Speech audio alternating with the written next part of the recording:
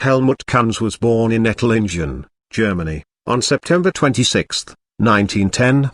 He first studied law, then dentistry, writing his doctoral thesis on studies of dental caries among school children as related to their feeding in infancy. In 1936, he opened his own dental practice in Lucca, south of Leipzig. He also joined the SS, Unit Sturm 10 of the 84 SS Standarte in Weissenfels, Sachsen. As of 1939, Kunz was a member of the 3rd SS Division Totenkopf.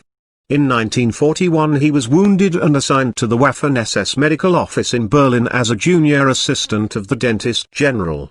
He was then assigned to the Reichskanzlei in Berlin in April 1945.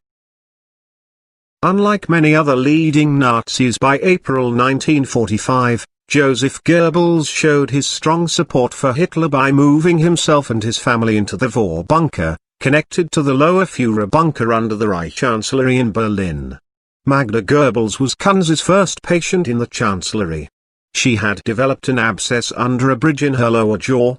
On April 27, 1945, Magda took Kunz aside to ask his help in killing her children.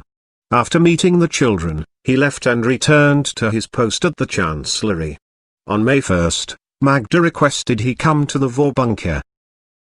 Once he arrived, she told him that Hitler was dead and there were groups planning to break out of the Soviet encirclement, but the Goebbels family had decided it was time to die.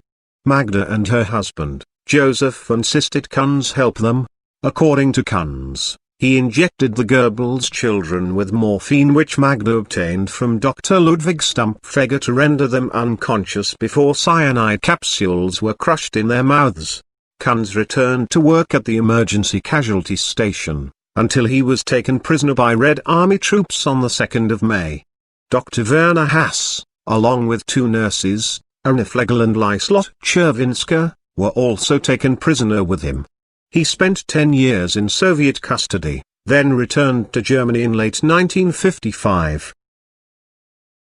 In 1955, a former Waffen-SS sergeant and prisoner of war, Harry Mengershausen, implicated Kunz in the children's deaths.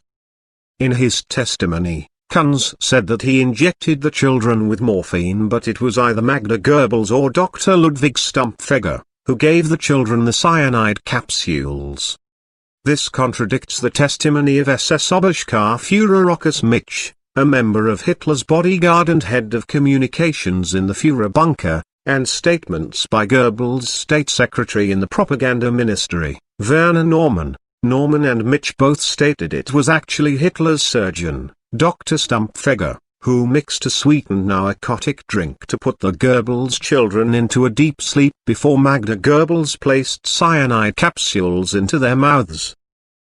Upon his return, West German courts refused to convict Kunz, and he remained in dental practice, highly regarded until his death. He died in Freudenstadt on September 23, 1976, and is buried in the Stadtdieser Friedhof,